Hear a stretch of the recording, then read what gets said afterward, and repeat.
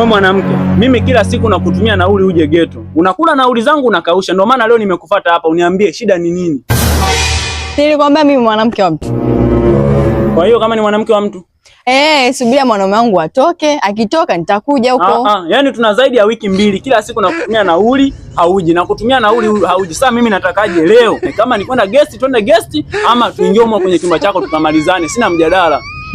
Naona baba leo umekuja kwa shashi. Sasa sikiliza, nikamwite mwanaume wangu ndani akuoneshe. Kamuite. Naenda. Mume wangu mtu wenyewe ndio huyo hapa. Kijana hapa kuna nini?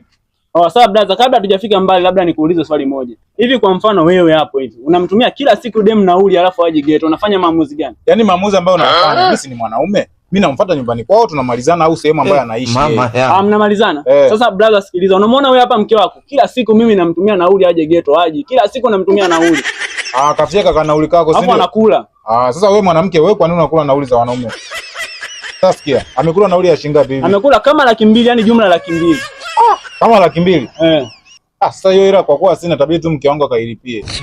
Wewe mwanamke nenda ndani ukalipe nauli za watu. Mume wangu. Nenda ndani, si nimekwambia?